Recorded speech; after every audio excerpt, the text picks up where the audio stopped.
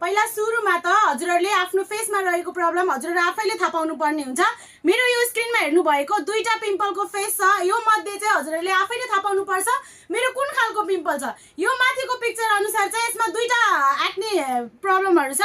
एउटा रहेको छ फंगल एक्ने, अर्को रहेछ रेगुलर एक्टिभ एक्ने भन्ने छ। फंगल एक्ने भनेको चाहिँ हजुरको फेसमा रेगुलर बेसिसमा बसिराख्ने सानो सानो बिबिरा हो। रेगुलर एक्टिभ एक्ने भनेको जुन ठुलो ठुलो दाना हुन्छ, रातो रातो दुख्ने खालको पिम्पलहरु हुन्छ, त्यसलाई भनिन्छ। सो मेरो स्क्रिनमा हेरेर थाहा पाउन सक्नुहुन्छ मैले हजुरको लागि के लिएर आएको छु। प्रब्लम त मैले देखाइसके, सल्युसन पनि मैले हजुरको लागि लिएर आइसकेको छु।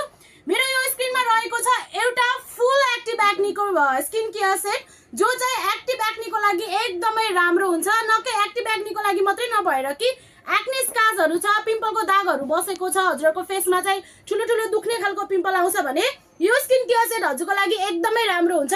सुरुमा रहेको छ यो फेस वाशले चाहिँ हजुरको एक्ने कम गर्न एकदमै हेल्प गर्छ भने मेन कुरा रहेको छ यो चाहिँ अनुवाको 10+ azelaic acid plus hyaluronic acid mix भएको सिरम हो। यो खासमा बनेको भनेकै पिम्पल र एक्टिभ एक्ने र एक्ने स्कार्सको लागि हो। पिम्पलको दाग र पिम्पलको लागि यो सिरमले 100% रिजल्ट दिन्छ। हजुरको फेसमा रेडनेस छ, फेस इरिटेटिङ छ भने पनि यसले एकदमै राम्रोसँग हेल्प गर्छ।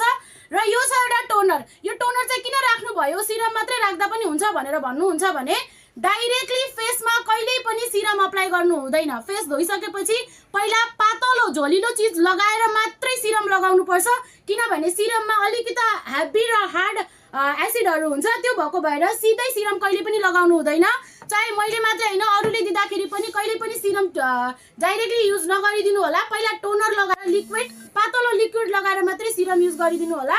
सो यो चाहिँ हजुरहरुको एउटा फुल एक्टिभ एक्नेको कम्बो सेट रहेको छ। त्यो हजुरहरु यो सामान आफूले लिन चाहनुहुन्छ भने हाम्रो लोकेसन रहेको छ फाइल न्यू नेस्टो, शप नम्बर 11 र शप नम्बर 22। धन्यवाद।